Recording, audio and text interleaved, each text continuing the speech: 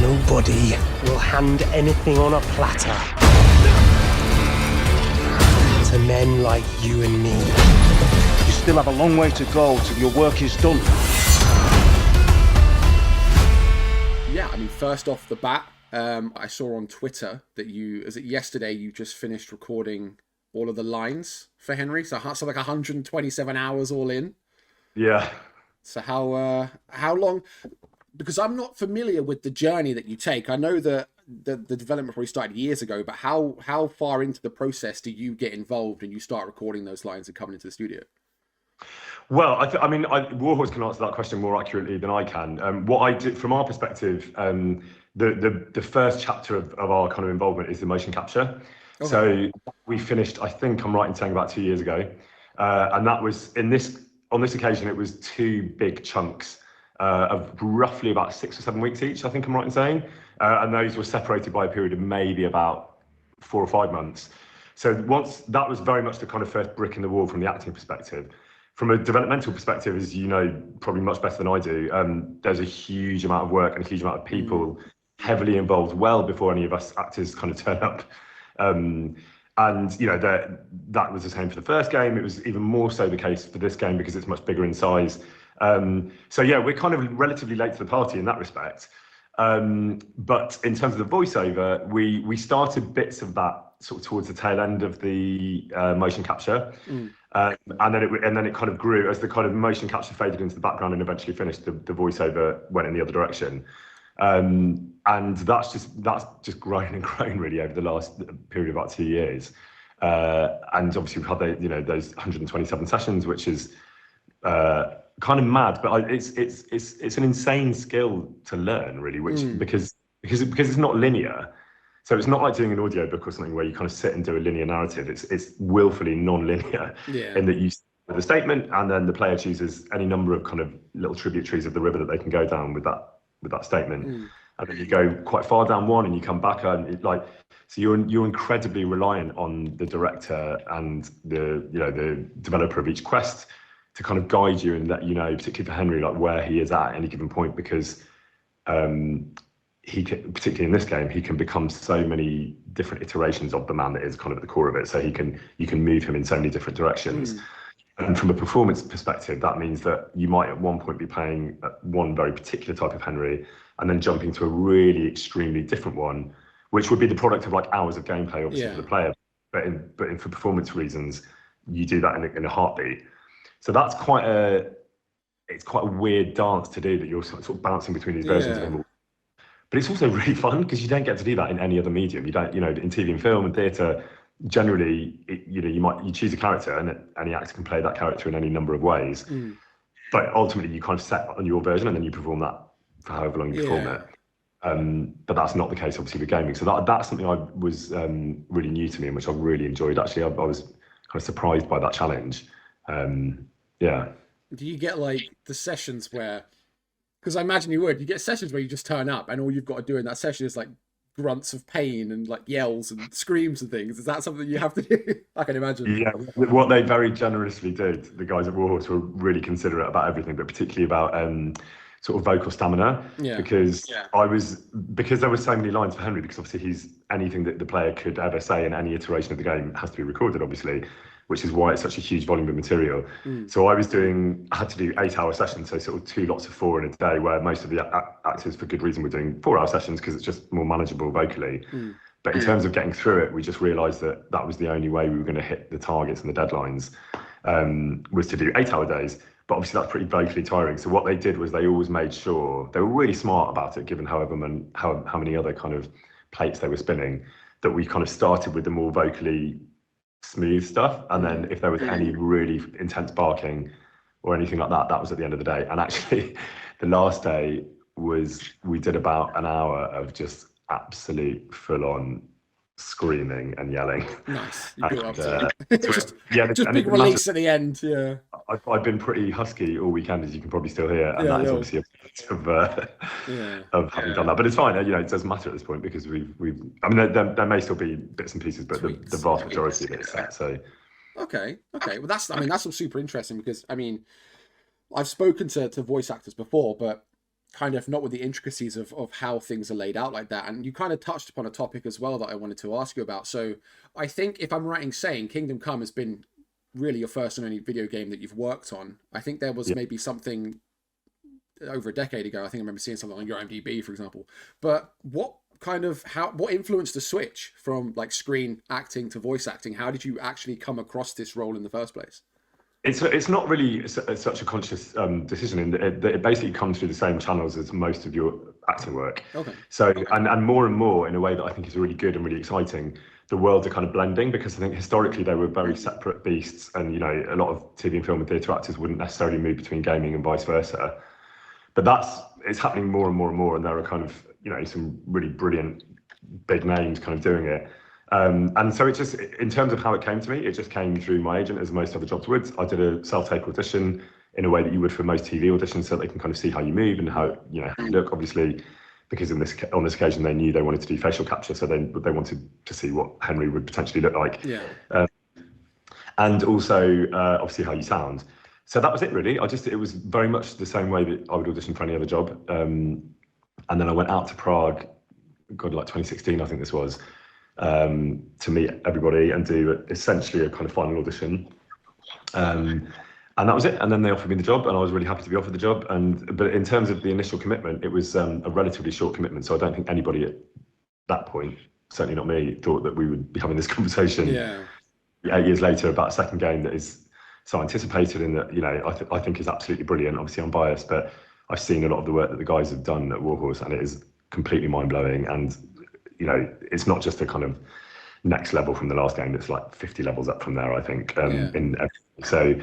So yeah, that was it. But in terms of how I came to it, that's how I came to it. So it was quite a quick process. Yeah, I mean, yeah, the trailer was crazy. I think we all kind of expected it when Warhorse was leading up to it, little teasers and stuff. And we were like, it's going to be Kingdom Come 2. What else is it going to be, you know? And obviously the way, I mean, I'm not going to, for anyone that wants to still play it, I'm not going to spoil the ending, but the way that the first game ends, you know, it leads into it. You can tell what's going to happen, really. So it was on the cards the whole time, I think, for like the fans, and we always were like hoping and praying it'll come out. And now that it has, I think it looks absolutely phenomenal. But that as well kind of segues into another question. So talking about that split from Kingdom Come Deliverance to Kingdom Come Deliverance 2, how has that transition been, like, I imagine, like, technically, like you say, the scope of it as well? I don't know how early you got on in terms of, like, ways of working with, like, COVID and stuff. Like, how was this? Was there a massive transition, a big culture shift as technology leapt, you know, forward? There was, and actually you're absolutely right to pick up on the COVID thing, because in some ways that was one of the biggest hurdles with the motion capture, because that was happening, I think it was summer of 2021, so it was, you know, things were kind of sadly still, I think, am I right in saying that was 2022? Forgive me, whenever it was, we were still very much having to wear masks and have tests to get into the country. So that was certainly very challenging. We only got shut down a couple of times. I was working on various other TV things at that time, which were being shut down pretty regularly because basically they were unlucky. I mean, most productions have the same rules in terms of somebody gets ill and it just has to stop. Yeah. And Warhorse had the same rules, but we didn't get slowed down too much. But the biggest technical difference was the facial capture. So we didn't do live facial capture for the motion capture first time round, and this time we did. So we had big head cams, which are kind of, you know, we've said before, they kind of make you look like big stag beetles, or kind of these big structures on your head. Which technically are challenging in a way, because you can't, intimate scenes and fight scenes are much more challenging because you can't actually get that close to each other. So sometimes we would remove them and do it that way. But that was definitely the biggest technical evolution, I think, from the first game. In other ways, it wasn't so different, actually, from our perspective. It was, you know, in terms of suits and the studio, we were in a different studio, but it felt very similar. And to be honest, the technical aspect isn't so much the concern of the actor. Like, our job really is just to kind of play the scenes truthfully and make it fun and make it real and all those things, which is actually the same as any other medium.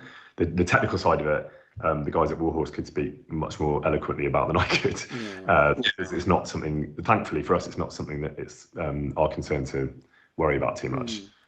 And how intense does it get? Are you guys going like full bore, like weapons training and stuff? So you're like holding things correctly and like maneuvering appropriately? Like, is it like period accurate to how you guys are doing the motion Yeah, capture? it is. I mean, so in terms of there are like there would be on a TV job. There are stunt doubles. There are people doing various things for us where it's exactly like a TV show would be. So in terms of like extracurricular training, there isn't a ton. Like most of us have done a kind of base level to get us to a good enough level. But when it becomes stunts, it becomes stunts like it would on any other production. And in terms of, in terms of weaponry, we've got loads of photos and we'll share them at various points. But the actual weapons, which are just like hilarious kind of polystyrene, that's how they're supposed to look. That's how they look in every other kind of motion capture studio. But they don't look like the kind of beautiful, ornate, intimidating weapons of They're steel. not going to have you walking around recording with a massive claymore in your hands or something. There's probably a health and safety concern somewhere. Yeah, I'm not sure they'll get that one through. Like. Yeah. But I mean, going back to the first game, I mean, I read this, but I think it was in something that was from way back in the day. You haven't played. You're not a gamer. You haven't played the first game at all, have you? You haven't like experienced that. But I definitely will play this one. I mean, yeah, no, I haven't. And that is simply because I'm not a massive gamer. But I sort of feel this has been a huge journey for me in lots and lots of ways. And one of them is my education in the world of gaming and what can be realised and what is possible. And I've sort of seen it through the other end of the kaleidoscope in a way because I'm kind of performing in it as opposed to playing it first. But this sort of, I've said this a lot, but I say it because it's true. The level of talent at Warhorse is just blows my mind. And I think I'd sort of seen that through the lens of TV production and theatre production and film production, but I'd never seen it through gaming production. And sort of getting to most of the staff I know very well on a personal level now, they sort of become very good friends because you would never work with a team like that for that length of time at those close quarters in any other game. Yeah. And I've seen more consistently just by being in the office, and that's where the voiceover studio is, seeing what's being executed day in, day out, and it's absolutely mind-blowing. So yeah, I will definitely be playing this game. In terms of my technical ability to play it well, that's another matter.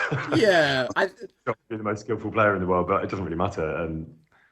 I mean, I don't know if it's, we can't discuss mechanics, but the first game, I don't know how much you know about it at all, but the first game was pretty complex, like the combat mechanics and things like lock picking and stuff. It was very intricate, and it was like, for a beginner, it was, I mean, it could have been a bit overwhelming, but it was designed to be that way. I think that's one of the good things about it, is it didn't really hold your hand at times, and it did give you a bit of a challenge, which was nice. Like, you genuinely felt like you were more immersed because of it, and the survival mechanics like eating and stuff, and I think that was great, and I hope all of that makes a comeback as well. So that was really good. I'm going to speak too much about it because I don't know how much I'm allowed to say. Absolutely not. I'm not getting you in trouble at all. So I very much, I very much understood from all the feedback that the realistic element was really key and a big part of its USP, and sort of it's what made it hard. But my understanding is it's also what made it really enjoyable. And my understanding is that is the kind of realistic element and the immersive element is still very much the heart of the game. So I don't think that's going to change. Like, I spent probably the most time walking around just picking up like herbs and things, because you could do that, and just you could sell them for like groschen or whatever, and I made like a fortune of groschen just off of selling herbs and stuff. And that was my Henry adventure, was mostly around me being an herbalist, which was great fun. But yeah, so more of that I can say. I did. There was I think I recorded it actually. There was a really funny sequence where there were probably about 20 questions, all of which related to herbs, but there were then about 30 odd herbs. Yeah. So we had about 2 hours where the poor sound designer was just listening to me saying the same questions, but over and over, but each time with a different herb. And by the end, I think he was ready to be sectioned. He was just like, I don't need anything more about herbs today. Did you ever get like, because obviously your face is in it, and I'm imagining you must have had times when you've been approached by people saying like, Henry's come to see us. How many times have you heard that? I imagine you've got that a bit. Yeah, I have. I mean, it happened a lot, obviously, around the release of the first game, and I've been spending a huge amount of time in Prague. It definitely happens more in Prague. And then it tailed off inevitably, like the further we got away from the release of the first game. And then in the last few weeks, I've been back 3 times since the announcement, and I've definitely noticed that it's more in people's consciousness. Like, people are talking a bit more about the game. Thankfully, I can now tell them why I'm in Prague. Yeah. So I no longer have to feel like an MI5 spy, just kind of making up excuses as to why I'm walking around the streets of Prague again. Yeah. It does happen, and I think I think for the players it's quite a weird experience, because unlike seeing someone on TV or in a play or whatever, it's so much more immersive. You know, most people play with headsets on, so your voice is kind of very intimately in their ear, and obviously the facial capture, they're kind of playing as you. So I think it throws people a lot more, and also a lot of people I think didn't realise, particularly with the first game, that actually it was based on a real person. So often people, when it used to happen more that they would hear my voice, and then look at my face, and then sort of put two and two together. Yeah, because I think it was around that time-ish when it was becoming more prevalent that people would have like face scans and stuff in games. I think it was like 2013, 14 onwards that started becoming like a proper thing. And you'd look up, oh, I wonder who plays this person in this game. You'd look them up and be like, oh my God, it's the exact same person. So I think, you're definitely going to get recognized a bit more now, I think, going out and about, because I think this is going to be a big seller. This is going to be, you know, the reveal was fantastic, like in the cathedral with the orchestra and everything. It's like so regal and all the pomp and circumstance.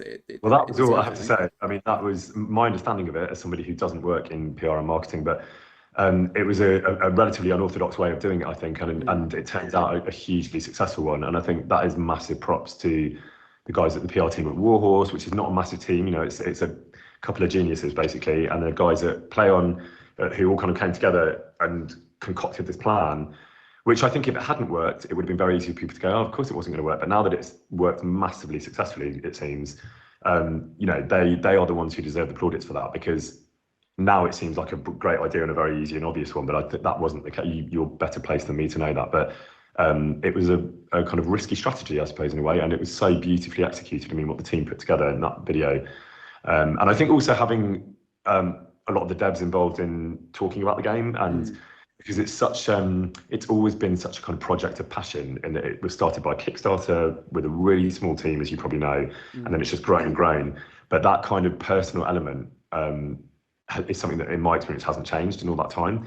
So even though it's a much bigger company now, when you go in, there is still that sense of intimacy and friendliness and availability and personality, which you know, I haven't worked on any other games, so I don't know, but I suspect that's probably not the case on all games anyway. It's certainly not the case in other media. So yeah, the social media stuff's going crazy. I saw is it Luke has been he's been very vocal on social media. He's answering all the questions that have been thrown at him. He's getting a tattoo now, the House of Labor or something. He's getting someone designed him a tattoo somewhere. So I think he's been enjoying the impressions. He's been impression farming really nicely on social media, which is great. But yeah, it's really good. I mean, we're all excited. I mean, that's everything that I had to ask. I saw, I was trawling through IMDb because, you know, doing a bit of background, and I saw like a shot of you in a production called The White Queen, and you were like on horseback or something, and I was like, that's live action Henry of Scallots right there. Like it literally is. So, you know, if it ever comes, I've had to do that a few times actually. I've done less so in recent years, but I've done quite a few period dramas over the years, and you know, there's a kind of little bit of Henry in all of those characters, I think.